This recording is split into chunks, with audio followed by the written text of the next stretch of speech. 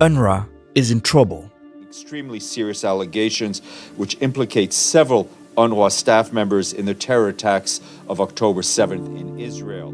The UN Agency for Palestine Refugees is accused by Israel of being infiltrated by Hamas and having had some of its staff involved in the attacks on October 7th. Nearly 2 million people in Gaza depend on UNRWA for survival as war and displacement continue. The allegations by Israel concern a fraction of the workforce in Gaza, 12 out of 13,000 staff members, but are having devastating consequences for the organization, threatening its very existence. While an investigation into Israel's claims is ongoing, the United States, Germany, and Sweden, the largest individual donors to the organization, have all paused their funding, while the European Union is wavering over what to do. Norway is one of the largest donors to UNRWA and says it will continue its funding. Today, I speak to UNRWA Chief, Commissioner General Philippe Lazzarini, Norwegian State Secretary Andreas Kravik, and Jørgen Jensehaugen, a PRIO expert on the Arab-Israeli conflict. I am Andreas, and you're listening to PRIO's Peace in a Pod.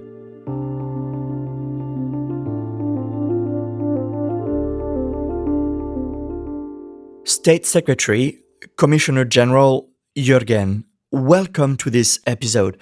Commissioner General, I'd like to start with you. The UN has said that unless funds are restored urgently, UNRWA will not be able to operate past February. For our listeners, what are the immediate consequences of major donors pausing their funding? Can you tell us what's the situation like at the moment for UNRWA and the people it serves? The consequences will be felt as from March and will deepen as from April, basically.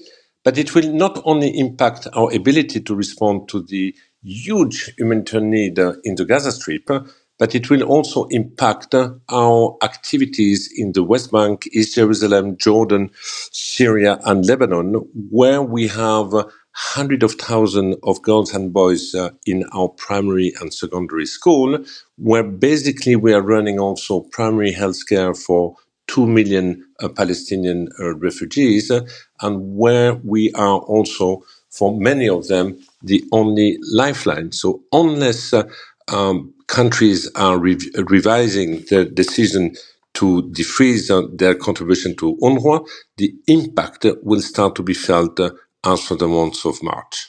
Mr. State Secretary, Norway has been vocal in maintaining its funding for UNRWA. Minister of Foreign Affairs Espen Barth Eide said in a statement on February 7th, "These allegations are shocking and we expect full transparency. There must be zero tolerance for such actions. However, we should not collectively punish millions of people for the alleged wrongdoing of 12 staff members. I urge all donors that have suspended their support to think about the consequences." To all listeners, explain what led Norway to take that position. So as you alluded to, our position has been very clear. We have been demanding that there needs to be an investigation of these claims of misconduct, but at the same time, we think it's not appropriate to cut funding.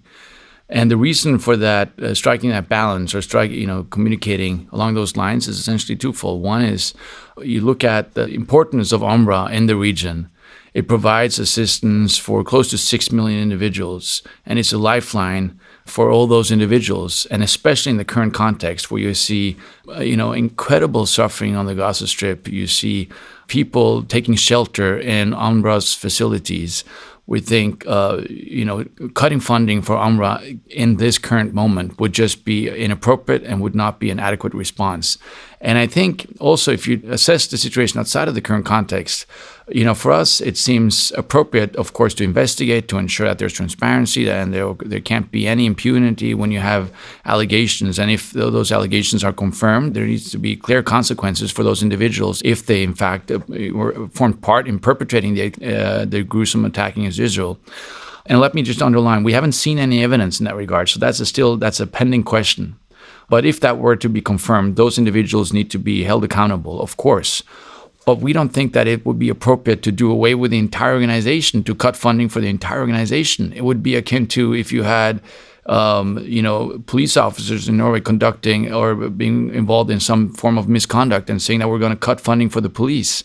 No, what you need to do is you need to keep up the funding. For us, it would be important for more countries to come in and fund UNRWA, while at the same time, we need to be clear-eyed about the investigation that needs to take place, and that there needs to be clear mechanisms put in place in order to provide accountability and also to ensure that this cannot happen again. But how do you explain that countries like Sweden, Finland, and Iceland did not heed your call to continue their support and to think about the consequences? I mean, have you consulted with your Nordic colleagues on that issue? So we've consulted closely with everyone. It's an issue which is very, very high on our agenda because we are concerned about what's happening on the Gaza Strip. Of course, we've seen human suffering on a scale which is almost unprecedented.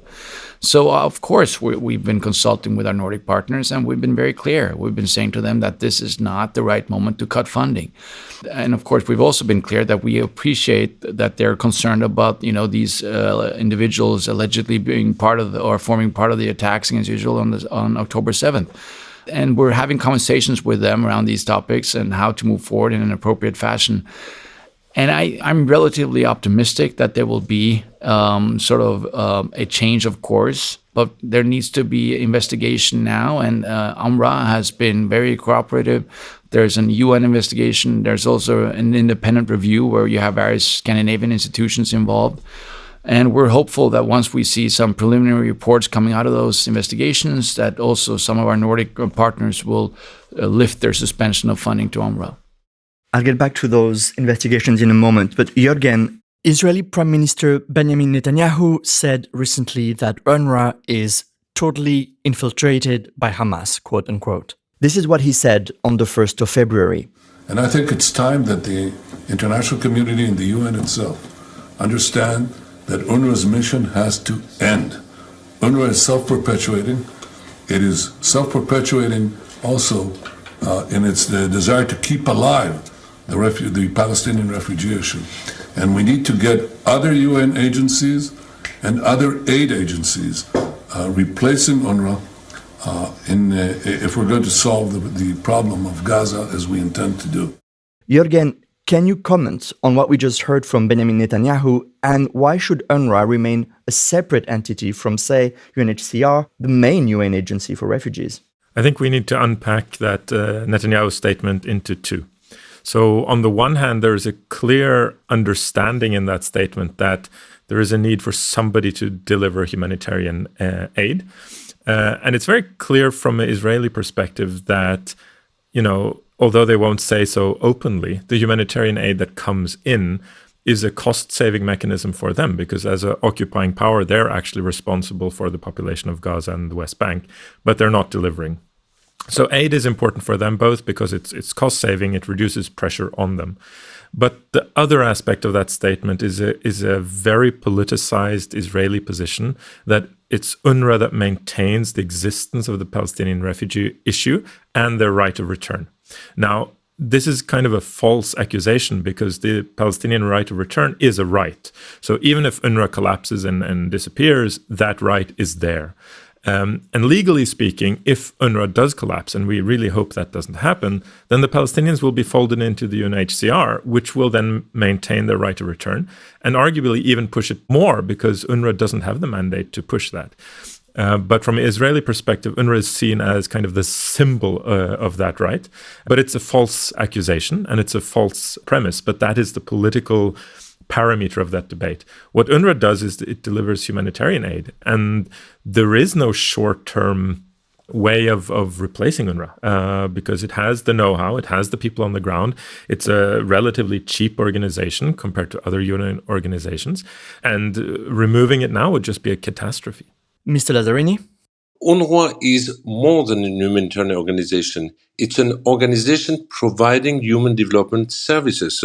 We are providing primary health care. We are providing education to the children. So basically, if you dismantle UNRWA today, which I believe is very short-sighted if limited just to the humanitarian response, we are also undermining and compromising the chances of success for any transition once the military hostility will be over, there will be a time of pain, misery for the people in Gaza, a long period during which the international community will not substantially invest into the reconstruction. You might have an emerging Palestinian authority and administration, but one top priority at that time will be to bring back 500,000 girls and boys deeply traumatized into an education system. And it is clear that there will be absolutely no Palestinian authority at that time which will have the capacity to do this. And UNRWA is the only organization which has been task mandated to provide these public-like services. So if we want to give a chance to a successful transition, you need also the tool to provide softer services. And education, for example, will be a top priority, because the more we will wait, the more we will be sowing the seeds for future resentment or hate. So that's what UNRWA can provide during the transition. We are a temporary organization which we should end the day there is a political solution. And I hope that now the international community, after these seismic changes in the region, will genuinely commit to a political solution and generally commit to a phasing out of UNRWA, but once we have a proper administration in place. Mr. Kravik? I think those are really important points, both by Jørgen and Philippe. First and foremost, as Jørgen was alluding to, I think it's very, very important to recognize that UNRWA has a mandate established by the General Assembly when Israel was created. So UNRWA has a clear mandate, and it can't be just replaced by any other entity for legal reasons. So that's number one. But number two, which is equally important, perhaps even more important, as was alluded to by Philippe, there's no alternative to UNRWA on the ground. And when you look at the state of play now on the Gaza Strip, where there's basically no infrastructure in place, all the schools have been to some extent destroyed. At least they're significantly impacted by the hostilities that have been ongoing for several months now. You have hospitals being decimated. We can't start now from scratch and move away with the one organization that has a clear legal mandate and has a clear ability to provide some form of services to the Palestinian civilians. And as others have been saying, and as was repeated now by Philippe, it's clear that what we need to do now is to try to work try to get a ceasefire implemented and try to get this process moving towards a two-state solution.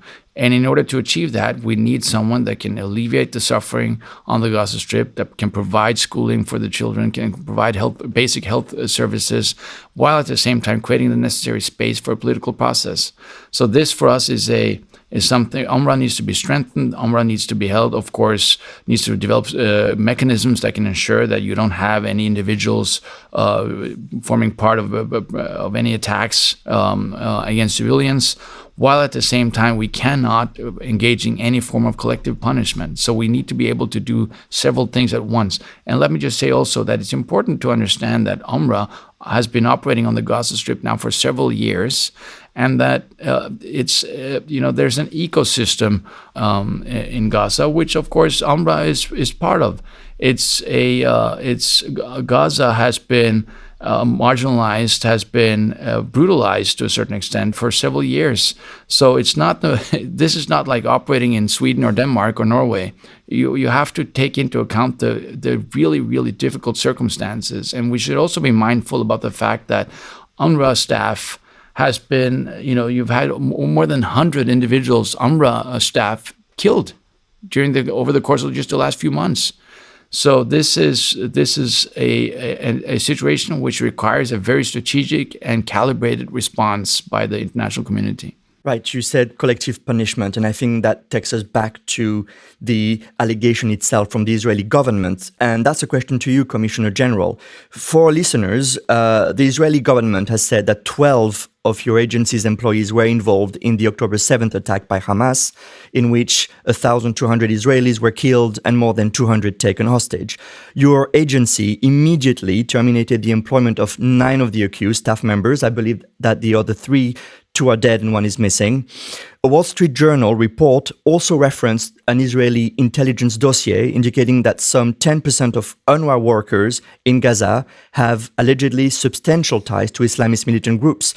Aside from the internal investigation by UNRWA, the UN has also appointed an independent review group to address those allegations made by Israel, and a final report is expected to be completed by late April 2024. Mr. Lazzarini, have you seen evidence from the Israelis on these allegations? Yeah, let's be clear on this one. For the time being, there are allegations. They have been shared with the United Nations orally. The UN has never, ever received any written dossier, despite our repeated call for cooperation from the Israeli authorities.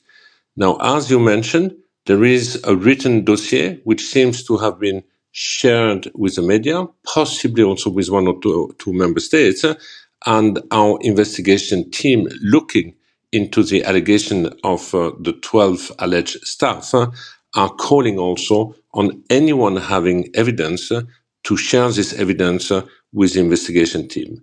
In parallel, as you indicated, we have a review of all the internal risk management mechanism, risk management related to neutrality issue. What does it mean? As State Minister Kravik said, we are not operating in a zero-risk environment. It's a deeply emotional, divided environment. But as a United Nations, we have to make sure that any of our staff will behave in line with UN value. And that's what this independent review is looking at. We have 3 Scandinavian institutes, 1 from Norway, from Denmark, and 1 from Sweden, under the leadership of former Minister of Foreign Affairs, Catherine Corona. And basically, they will come with a recommendation about what the agency needs to do more in order to be fully compliant with its zero-tolerance policy when it comes to neutrality. Catherine Colonna, the former French Minister of Foreign Affairs. So, as you said, there's been no evidence shared with you. But can you tell our listeners why you decided to immediately terminate their employment before an investigation on those claims could be concluded? It's indeed an unusual step. It's a harsher decision, but I have taken this decision because I needed to protect the reputation of the organization, but beyond that, the ability of the agency to continue to provide critical services to millions of Palestinian refugees. Having asked after that for an investigation, in a certain extent, I have decided to go through a kind of a reverse due process. Jørgen? Yeah, I just want to highlight that this type of approach where the UNRWA staff are guilty until proven innocent really illustrates the type of pressure UNRWA is under. So on the one hand, it shows that UNRWA really has to go the extra mile to ensure that funding comes in, because they know that the consequences are so high if any allegations stick. But our research shows that there is also a negative impact on that from the ground up, because it undermines the perceptions that the staff have of the leadership. And this is really a difficult line for UNRWA to walk. But I think it just really shows that, you know, the type of consequences that happen when aid is cut, it means that the organization really doesn't have a choice. And Mr. Lazzarini, I just want to take a step back for a minute. You said that the support for UNRWA wasn't just a lifeline for people in Gaza. You've said that the stability of the entire region actually depends on that funding. We're certainly seeing growing instability in the region, the latest being Israel increasing its attacks on Lebanon. But what did you mean by the entire stability of the region depending on UNRWA's funding? Well, we know the stability of the West Bank is teetering. We know that the stability of Lebanon is also teetering. Would our support to the Palestinian refugees in Jordan stop? Jordan is also a country which is dealing with 2.5 million Palestinian in general. So basically having a collapse of UNRWA beyond its services would also create domestic unrest in the respective countries where we are. So Lebanon, Jordan, Syria, West Bank are all places where basically they are extremely anxious about the ability of UNRWA to continue to keep its services. Yeah, I couldn't agree more. I was recently in Jordan and visited with some of these camps and schools, etc., that are driven by UNRWA. And I spoke to the authorities, the Jordanian authorities, afterwards, and they were very, very unequivocal in their statements in that for them it would be a national catastrophe if UNRWA collapses. And when we've been liaising with other authorities in the region, they've been saying the same thing. So it's very I think critical to recognize that from the region, the countries in the region are saying the exact same thing as we're saying. You know, these alleged or these individuals that allegedly, perpetrated or formed part in perpetrating the attacks against Israel needs to be investigated. There needs to be accountability. There needs to be proper mechanisms put in place. But cutting funding for UNRWA, which would facilitate the collapse of UNRWA in the current moment, would be a disaster for the region. It would provide instability. It could also lead to further military escalation because you would have further unrest amongst the various populations. And it would be almost impossible for some of these governments to respond to that. So I think for us, this is a no-brainer for us. We need to do whatever we can to ensure that countries come in and provide funding, while at the same time ensuring that there is proper investigation, proper review of the current setup of UNRWA.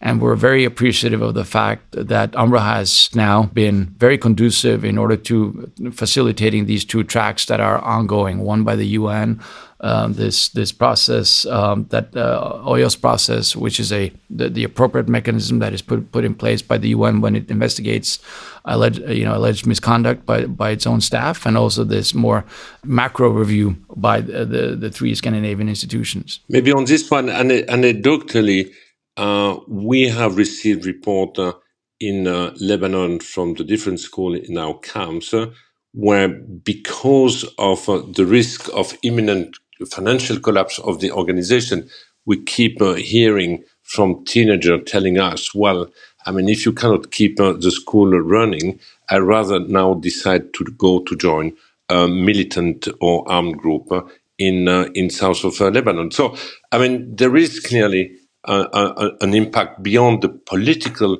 significance and the reaction of the population and the government on a day-to-day. There are also important security impact. So UNRWA is acting as a peacekeeper in more ways than we might realize. But as we discuss this, there is no respite for the people in Gaza and in the West Bank. Netanyahu is now insisting an offensive in the Gaza city of Rafah, bordering Egypt, will take place, defying international pleas. There are roughly 1.5 million currently sheltering in Rafah, a place Israelis have told Palestinians to go to for weeks. Jørgen, with most of northern Gaza destroyed and occupied by Israeli troops, where are the people of Gaza supposed to go? What's Netanyahu's plan? I think, as has been said clear by very, very many people, there are no safe areas in Gaza. The situation in Rafah is catastrophic. We're talking about, as you said, 1.5 million people in a tiny, tiny area. Most healthcare facilities are destroyed. There is no functioning infrastructure at all. The Israeli blockade means that far less than adequate amounts of water, medicine, food is coming in. So any military campaign in such a situation would be the most drastic, most violent part of this war yet, and that's saying quite a bit. So it would be absolute tragedy. Just to underline what Jørgen was saying, we've said from the start that Israel had a right to self-defense after the gruesome attacks on October 7th, but those attacks need to be conducted, of course, within the confinements of international law and especially humanitarian law. And it's relatively clear to us that what's been transpiring now over the course of the last few months on the Gaza Strip is not something that is comportable with international law, and especially the requirement that you distinguish between civilians and military targets, and also that any attacks directly against military targets need to be proportional in terms of the damages caused and the impact on civilians. And from our vantage point, if they were to go into the Rafah now, it's just incomprehensible. It's virtually impossible to conduct those attacks within the parameters of the humanitarian law. They're just not going to be able to do that. So we have been clear-eyed about the potential consequences, and we've, as clear as we can, been warning against it and encouraging Israel to rethink that strategy and refrain from launching a military attack in an area which is basically full of civilians with no functioning civilian infrastructure. It would be a travesty for the Palestinians, it would be a travesty for Israel, and it would be a travesty for all of us who care about finding a tenable solution to this problem, which provides a sovereign state for Palestine while at the same time providing security for Israel. You mentioned international law, and it's worth remembering that the International Court of Justice, in its interim ruling on January 26, ordered Israel to ensure the delivery of aid to civilians in Gaza. Norway is party to the International Court of Justice.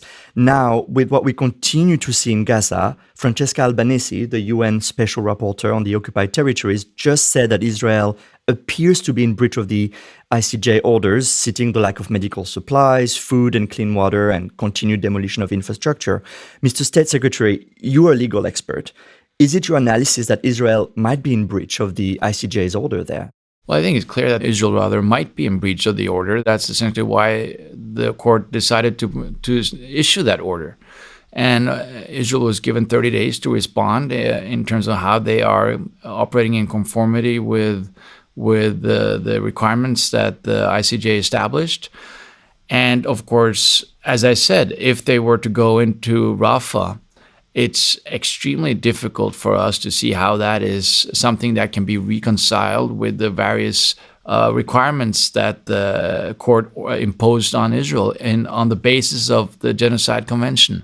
But I think it's clear that these are plausible allegations, and we have to see what transpires now. We'll be scrutinizing the report that Israel is bound to deliver on the basis of that preliminary decision by the court. And again, these are just extremely difficult circumstances. But for us, international law is our yardstick. And any misconduct, any violation of international law is something that we will call out and that we will be very, very unequivocal about in our advocacy. I just wanted to bring this specific point back to UNRWA, because one of the demands from the ICJ was that Israel allow humanitarian aid to enter the Gaza Strip uninhibited. And there is an argument to be made, and now I'm not a legal expert, but there is an argument to be made that when donors cut aid to UNRWA at this specific time, they are complicit in not allowing aid into Gaza in line with the ICJ demands.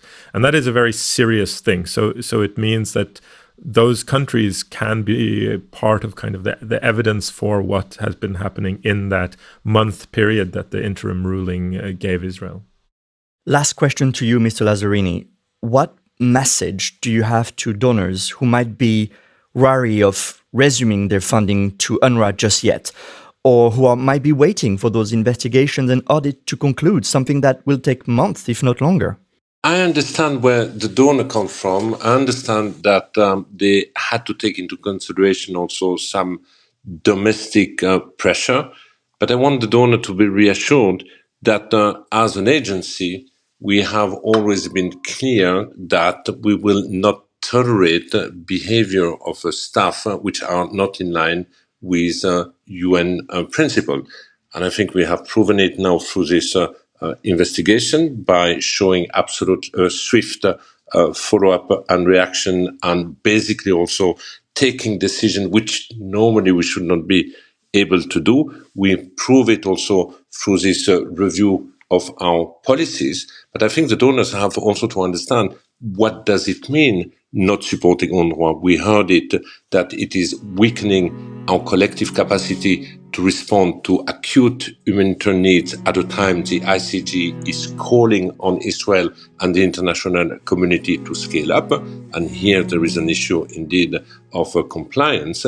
But beyond that, weakening or letting UNRWA to fall down, beyond its impact on the day-to-day life of the people, this is also aimed at weakening the future right of the return of the Palestinian refugees, but is also weakening, if not killing, the aspiration of the Palestinian for future self-determination.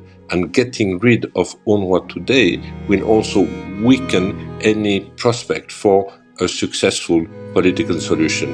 So I think we have to think twice. It goes far beyond the issue of technicalities. It goes far beyond the issue of who else can provide food or other services. Some might be provided by others, but other services, I also still believe that no one can replace UNRWA in the absence of a functioning state, which means in the absence of a proper, lasting political solution.